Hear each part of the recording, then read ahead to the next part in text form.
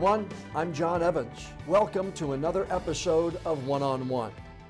This is the first of two back-to-back episodes that center on an independent film shot recently in southeastern North Carolina called Drought. If you haven't seen it, you need to. It's streaming right now on Amazon Prime. My guests this week are two brothers, Drew and Owen Scheid, who live here in Wilmington. Now, they don't play brothers in the movie. Owen plays Carl, a young man on the autism spectrum who predicts that a storm is going to hit southeastern North Carolina and relieve the drought conditions the area is suffering from. Drew plays Lewis, a friend of Carl's family who joins Carl and his two siblings as they go chasing after that thunderstorm. Hannah Black and Megan Peterson, who wrote and co-directed the movie, play Carl's two sisters, Sam and Lillian. Drew has a lot of experience as an actor. He's been on big budget projects, movies, and TV episodes, but this is Owen's film debut. We'll talk to both of the brothers about what they took away from this project, the message the movie conveys, and what it was like to work together for the very first time. Drew and Owen Scheid, the stars of the award-winning independent film Drought. Boys, thanks for being on the One-on-One with John Evans podcast. Thank you so much for having us. What is it about Drought that drew you into it, Drew? What did you learn about, and what about the project drew you to it? I heard about it first actually because I knew Megan and Hannah from we both took classes and then Megan worked there at Actors Arsenal here in Wilmington, and they were telling me like we're like filming a short, like we're writing together outside of class, and we're working on a short film together. And then they told me when they submitted it to this to the Seed and Spark project that the Duplosses were sponsoring. And once they told me that they were like in the running, I was like, whoa, this sounds like very cool. And they told me the plot, I was like, this is just, and I even told them like early on, I was like, I'll do, if you need catering, if you need like someone to just move stuff from one location to another, like I'm I'd love to just be somewhere in this project, do something with it. And that immediately, and just their drive really of just like, we're gonna do this, we're gonna get our friends together and we're gonna make a movie here. Because it's different than many of the things that you've been involved in, and I'm going to talk about some of them, the NCIS and even Stranger Things and Halloween. Those are, fairly big budget, established, run like clockwork. But this is a different kind of animal that I think you probably had to get more involved in than just being an actor. Yeah, we definitely had to I'd say, Owen, you almost did more jobs on you were good about, you did some continuity check, on the movie. You were script supervising, well, we did that, you held that in your left hand when we did that time. And it definitely, it was very cool to be part of a thing that was there was 20, under 30 people in the crew, in total, around there. 30 and so it was it wasn't like on a big feature or something. It's like there are so many people. There's 100 people in front of the behind the camera, in front of it, in the offices there's accountant offices. There's all these people that you don't even get to. There's this whole department I didn't even get to meet on this project. Yeah. Where here it was all here. We're all doing one thing. We all know each other, and we're all gonna work together. Owen, what was it like for you to be involved and to have Drew there as well? He's been doing this for a while, but what was it like for you to be involved in the whole project, really for the first time to be involved in something like this? Well, I thought it was an incredible experience. I thought, and Drew being there, of course, that really helped to kind of ease better. I've always been interested in films and movies, and I think the opportunity came up. I think that was I said, yeah, maybe I should kind of look into it. I think Drew gave me the script. He told me about it, and I thought it was really interesting. I loved the story. I thought it's a powerful message about acceptance and everything. And then even before the audition, I saw the pitch video and everything, and I read it, and I felt like there's great people behind this. I felt going in, I think yeah, I learned a lot from the experience, of course, and yeah, I think it was like a great time. I think I learned a lot. It was really helpful. Had you been to the set before? Had you visited places where he had been before? No, not really. That was a Oh, so this is really a first time in many ways. yeah, but, Yeah, right. First set, first like even because you had taken like you've taken like theater class, Yeah. acting classes and improv classes, oh, but nothing really for like the screen specific, right? Yeah. not really. All right, Drew, I'm going to put it on you now. What was it like to have Owen there, and him be such a central character to the entire story? Well, one, he was such a diva. No, I'm just kidding. He was great. He was, I wanted green M&Ms. He was. It was so fantastic. I mean, it was the best because there's a little nervous thing of like, oh, this is my brother. This is family. Are we gonna just revert back to being little kids and being brothers and stuff? But it was so fantastic to like have one of my best friends to be on a set with, to like get to just work with in general. Like that was so amazing. And then we both had like a lot of first times. Like that was like for Hannah and Megan to give me the gift of like that was one of my that was at that time that was the biggest, most full dimensional character I've gotten to play. So like I was also nervous about like I've never like done something like this. So I had Owen to lean on there, and then Owen, this was your first time on a movie set in general, so he leaned on me, and then we both got to. It was great having someone that I was that close to get to work on this project, like get to like talk it out and work through it.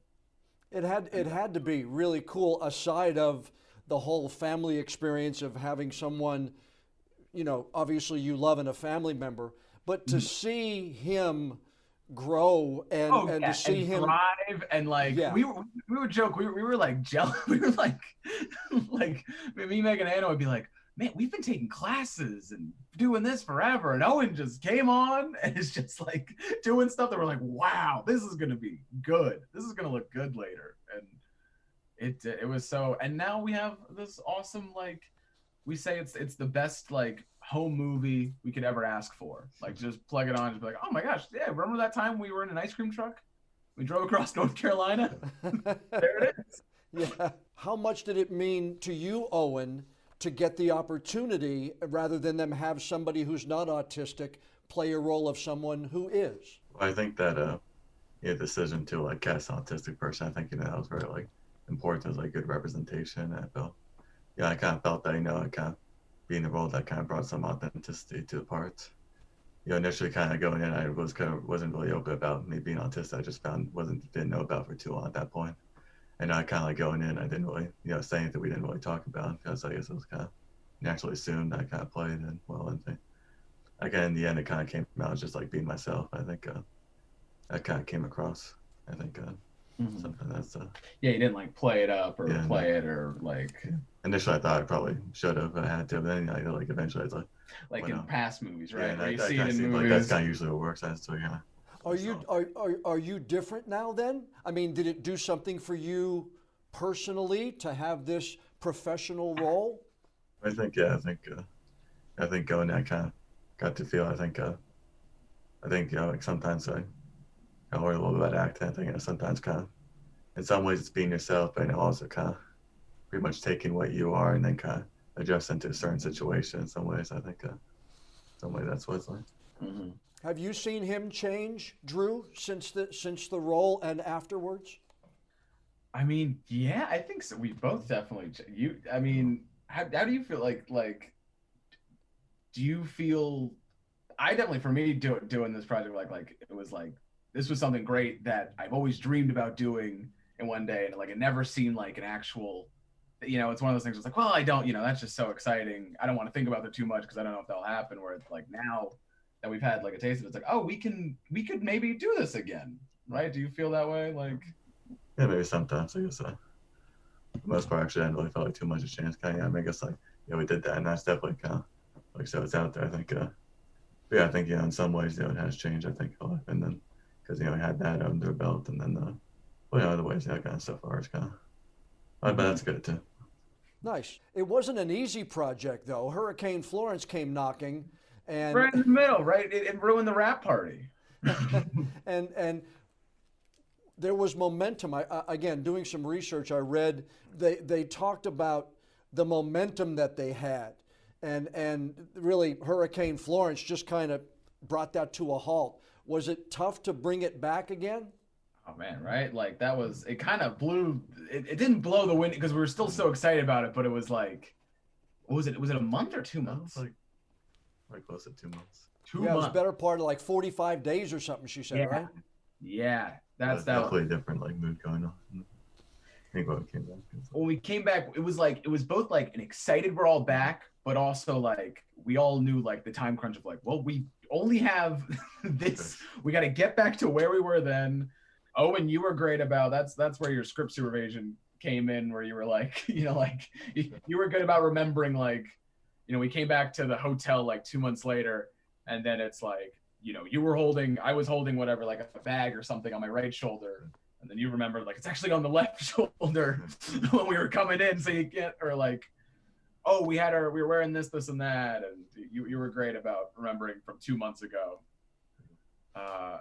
And to get back to that emotion, I had cut my hair, actually. I had a role where I had to cut my hair. So I was in there's some shots where you can kind of, there's a little, I have like extensions and stuff to try to match my. Really? You had to put extensions in? You can't tell. You can't tell, really. You gotta, for some little scenes, but yes, but we had to get back because I had to get my hair cut. I actually get my hair cut too, like just to get like exactly like back where it was like in August, like kind of so looked like for continuity purposes, just like kind of like a little trim, just so like it didn't look any longer than. Mm-hmm. That's funny that you had to do that. What was it like riding in an ice cream truck in 105-degree temperatures with no air conditioning? Just that. It's as fun as it sounds, but there's no. Actually, it would sound a lot funner if there was, taco tacos or actual popsicle sticks in the cream. All it was, there was one old can of boiled peanuts that we didn't dare to open because it looked like it had been in there since the 90s. So thank God for the fans, man, for me. Yes, our grandma got us for pre-production to help with the project. She got the 4 of us tiny little plastic personal fans. Oh, like really? Yeah, so we had those. So I pretty much had that on all the time in between takes, pretty constantly. Yeah, cut, boom, we all pull.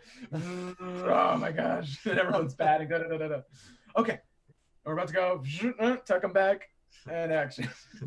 And you guys were in some of the hottest areas in North Carolina. I remember I was at, we did a remote location in Fair Bluff, and it was 100 degrees, and there's no wind, there's no breeze in some of those communities. No.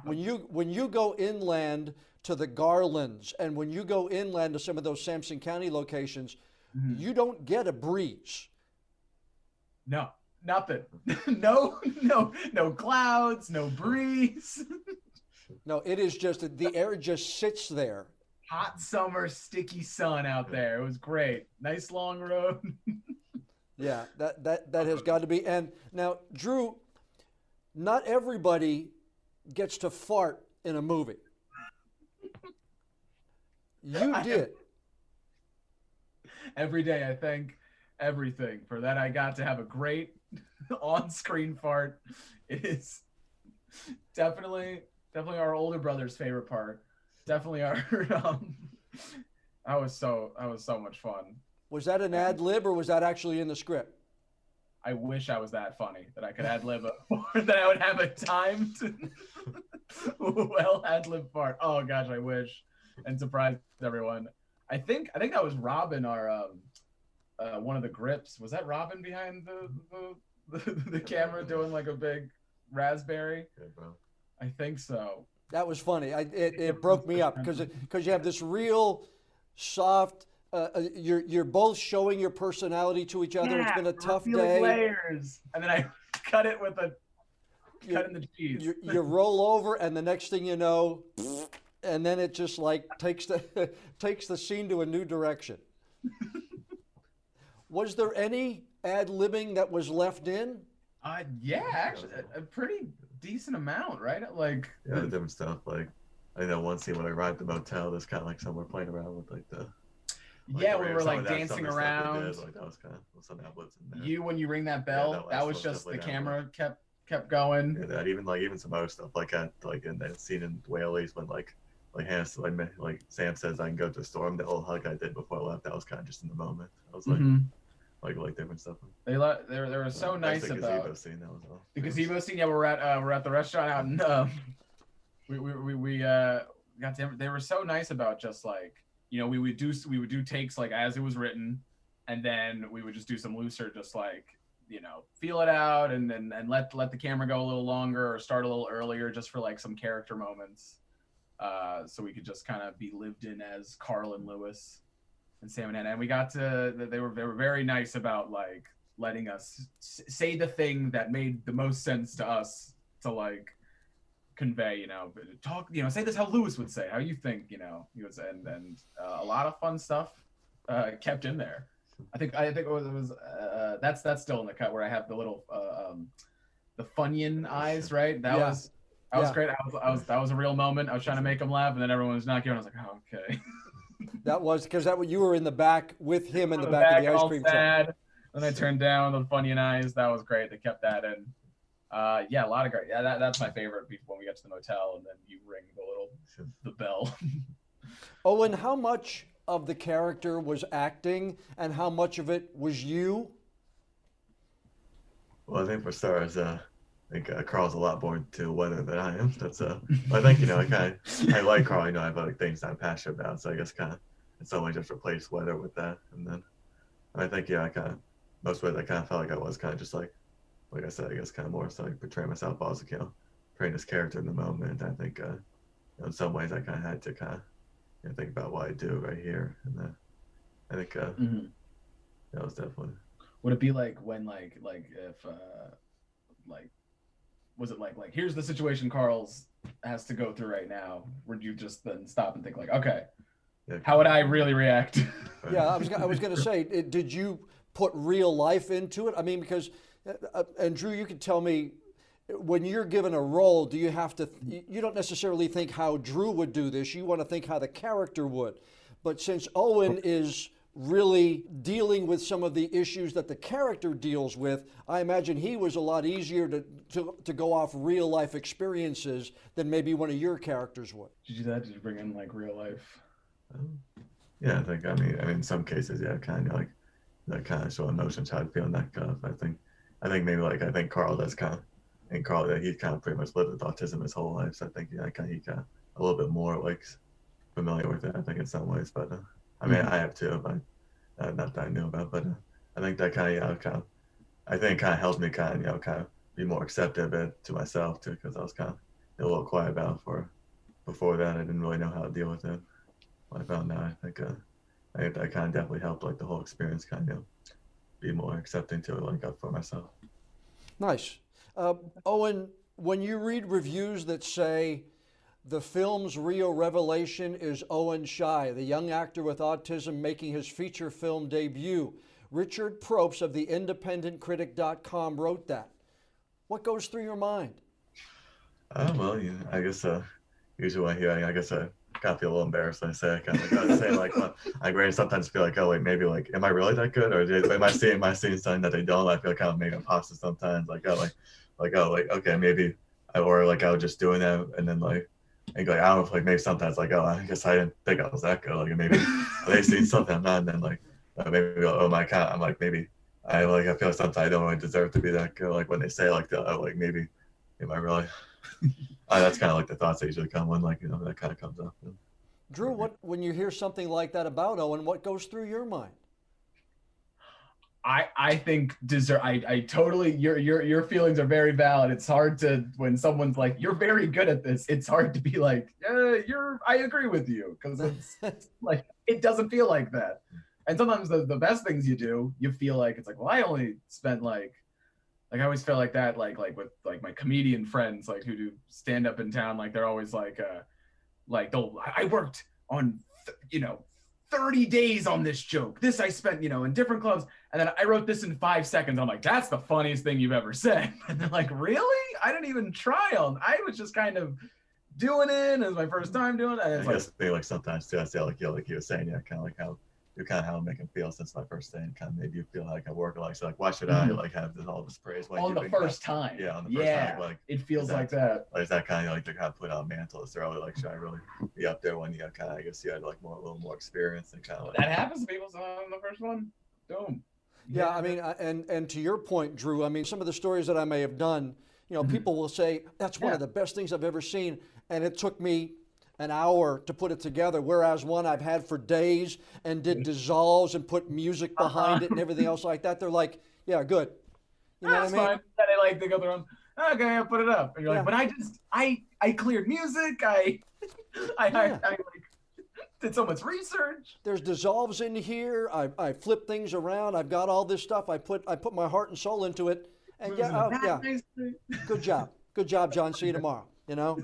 Drew, when you're in some of the high-profile things that you're in, like Mayor of Easttown with Kate Winslet or NCIS with Scott Bakula, do you take things away from those projects?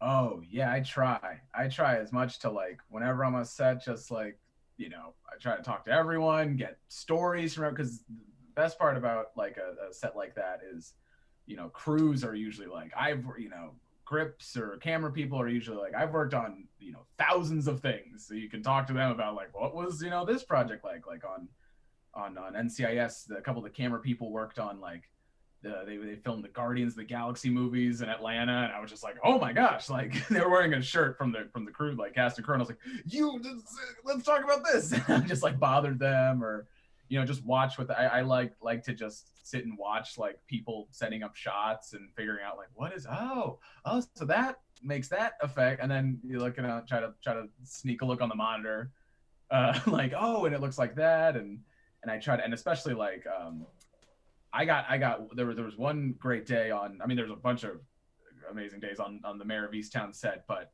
there's one day especially that's in a later episode where I got to watch Kate Winslet and Gallery Rice do a scene together.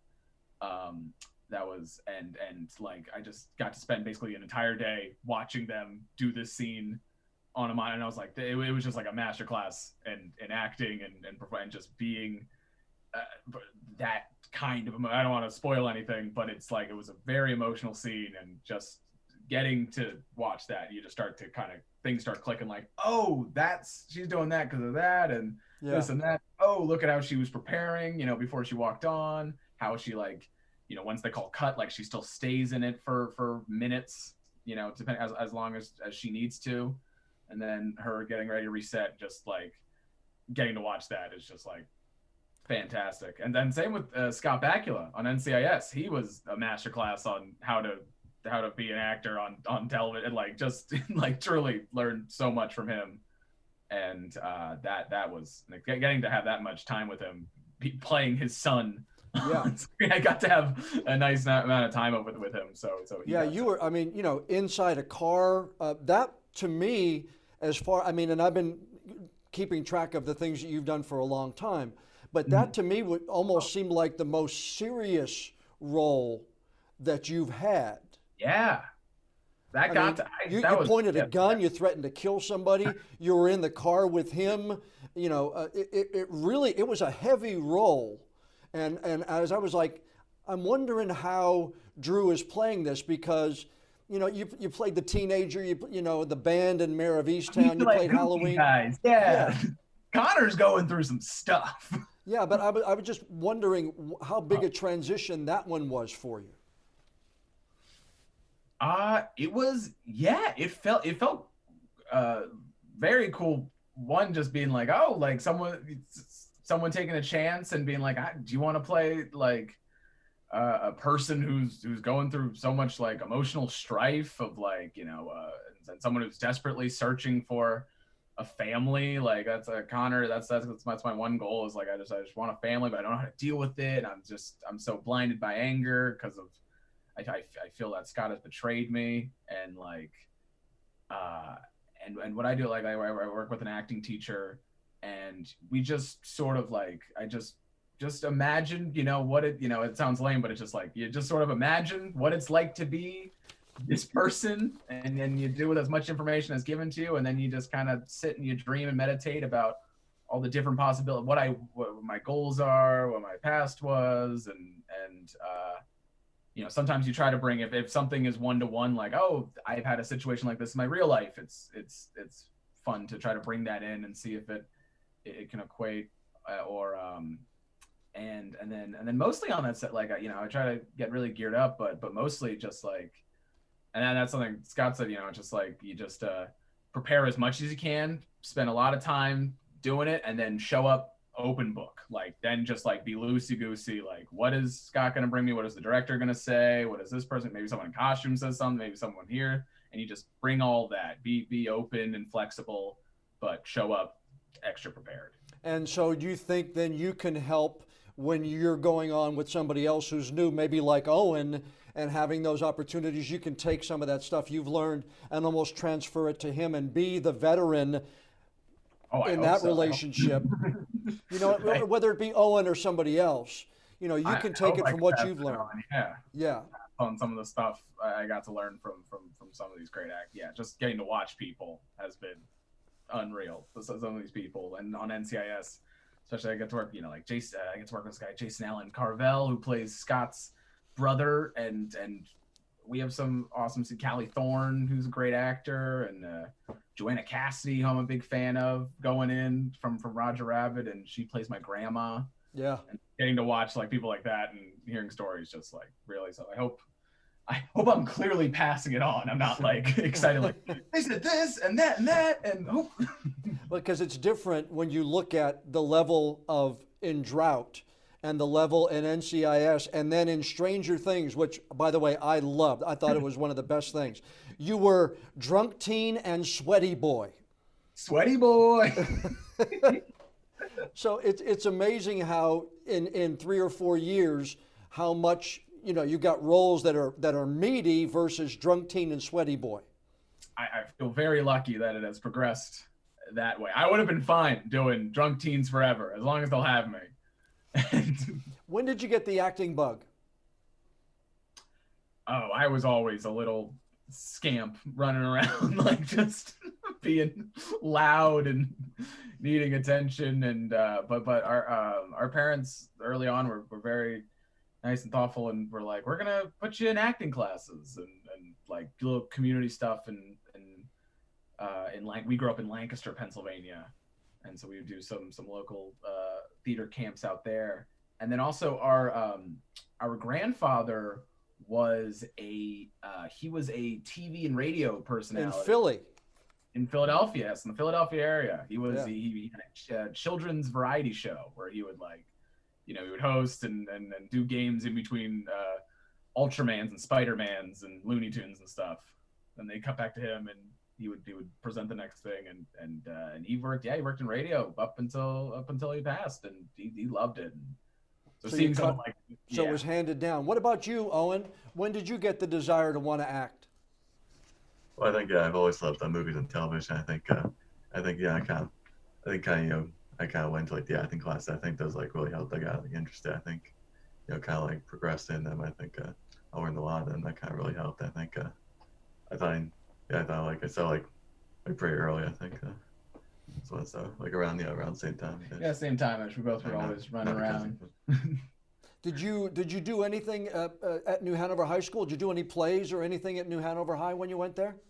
Oh well, I was a senior. They did the production of Fame, and I was part of that. I was like one of the background dancer people. In the ensemble of Fame, that was fun. Yeah, they did that at the. Yeah, and that was like after I filmed Drought. I was like, what? That was after. You're right, because you were still a senior. Yeah. That was you. It was your fall semester. You did Drought. You like left for a bunch of days. I forgot about that. I forgot you were still in high school. Yeah. Because I've done one of the best things that I've done every year, and we haven't done it the past couple of years because of the pandemic, is Best Foot Forward. When all the different schools have presentations, and whether it's a chorus or a different act. And it's fun for me to see kids in elementary and middle and high schools out there performing. and I didn't know if you had any chance at actually doing stuff when you were in high school or not. Did you do one of those for New Hanover? Was I guess yeah, I guess I took like the acting classes there too. I guess as part of the choir, I guess, at 1 year, and then I also took like at the what's the place called? The other place, the Oh, Ashley? no, like Or the, no? well, I guess yeah, I took those two, and then it was like the one downtown, the acting school. Oh yeah, it was the Thalian. Yeah, Right? Phelan, Yeah, or- Thalian. Thalian took acting a couple class. things there. I always tell people, as I was MC off the side of the stage, the one thing that I always found so cool, especially with the elementary school kids, they'd be stomping around and they'd be doing their act and they'd be kicking, and you could see them counting 1, 2, 3, 1, 2, 3, 1, 2. And then when they get done, they go like, they stop, and then there's about a millisecond when they're waiting to see what the audience is going to do, and they're like, were we any good? And then the audience starts clapping, and then the faces just bloom. Yeah. And you can't put, I haven't found the word for it yet, but that's millisecond, and then the face is just precious. And I've never found the right words for that, but it's the audience just saying thank you that I've It's never. that gratification immediately, Yeah. and you can feel it. You get in Yeah. your whole body, just like, wow, they clapped for me. I tapped enough, and they loved it. Yeah, especially with the youngest ones in elementary school, those are the ones that you just saw the joy come out when that happens. I know you still get that when somebody says good job with a take or something, but especially it's gratifying when somebody else really appreciates your work. And on stage especially. Oh yeah, like to that immediate gratification we used to do and probably now that's opening back up and Dead Crow even just posted, but we would do the open mics at Dead Crow back before the pandemic. We would just go down and come with our friends, and you were better. I kind of Amy from Dead Crow forced you into into getting up. She kind of, because you would come with me, and then Amy one day was like, when are you getting up? And what did you say? You're just like, oh, It's, okay, yeah, I'll be on next week. She's like, good, you better be up next week then. And then you did. And now that's a completely different level of something, because that's all, most of the time, in a lot of instances, that's ad-libbing, or, if you got to pull something out of your back pocket you haven't tried before. Sure, That's yeah. truly being out there in the middle of nowhere.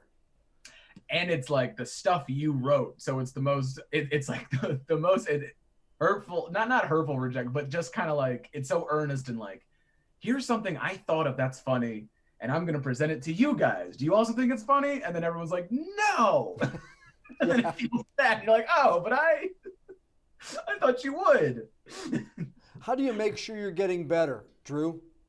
Oh, yeah. You just got to keep going and keep doing it. There's always stuff to learn. There's so much, like, I don't think they'll ever feel, once I also stopped thinking of it as like a ladder of like, oh, you got to go up, and then you get this step, then you're good. Then you get this step, then you're good. And you get this step.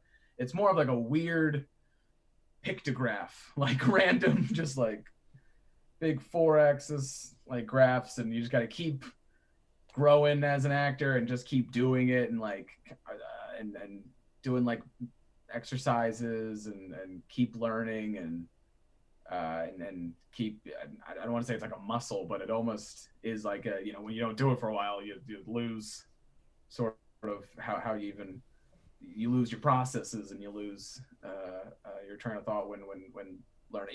Even just like the basic memories, like muscle of memorization is kind of like a muscle in your brain that if you don't have an audition for a while, it's good to just keep I don't know, like memorize sections of plays, or memorize soliloquies in other things. And but yeah, just how you get better, you just got to keep doing it, I think. I think as long as you're doing it, you're hopefully doing it. I just didn't know if you work regularly with coaches, or if you sit down and watch the takes of yourself and learn what was good, what was not, or what people take away from it. Obviously, there's consultants that come in to newsrooms all the time, and the one thing I always say about consultants is they're paid to find something wrong, so they're going to find something wrong. They're going to find, yeah, they're going to be sure. But it's the ones that can give you the real constructive criticism and stuff you can take away from it that I feel are the most valuable. And I'm wondering if you work with those kind of coaches all the time too. I have a great coach, Joe Anthony, who's out of LA. Also, actually, he's originally from Philly, but he's been in LA for a number of years.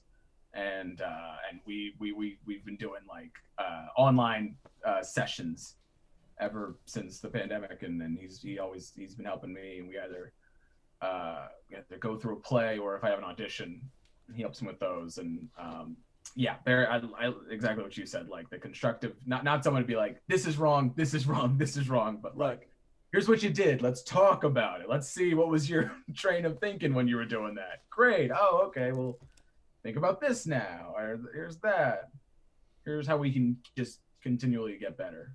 All right, Owen, what's your next project? What are you working on now? Where are we going to see you again? Well, I don't have anything coming up yet, but right now I'm kind of going to UNCW. I'm in the film program. I just finished my sophomore year the other week, and as I'm 2 days ago. Yeah, 2 days. 2 days ago you finished sophomore year. And yes, I guess I'll be back on campus this fall and taking more film classes, and we'll see what goes from there. What do you want to do? Do you want to do more on-screen, Owen, or do you want to do behind-the-scenes stuff? Oh, I think I would enjoy acting. I think if the opportunity comes out, I'd like to continue that, but I also kind of been a little interested in editing, see how I'm doing that. Drew, you're working on a fairly regular basis now. Is it full time for you now? Is it to the point now where you're full time into it and you have enough work that you can make a living out of it now? I think so. I would definitely like to keep on the job. I've been lucky that I've been getting, and this past year getting to live with my parents and everything, and all their support. I feel very lucky to have that.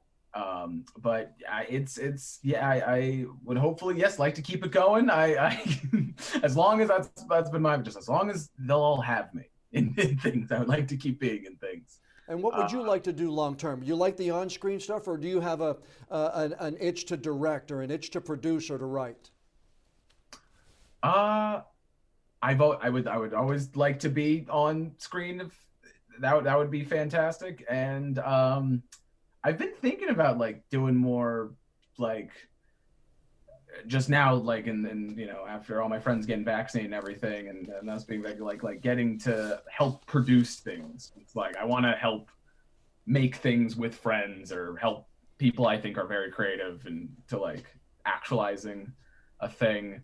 I at the moment don't have anything particular that I'm like, this is the story I want to tell. Like I don't have one of those right now. Hopefully I find one. That'd be cool. But right now it's like, what story do you have to tell? Great. I would like to help you do that.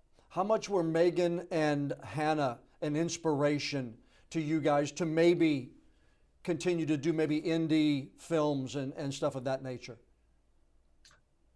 Gosh, that'd be so cool to get to do something. I mean, they also like make it, they make it look so easy. They got there, and then they made something really beautiful, and it's like, it's so cool getting to see someone that get to make a realized cool inspiring project like that. And we watched them how we watched them do it, and I still am like, how did they do that? Like I don't even feel like I have a step one. How did they even?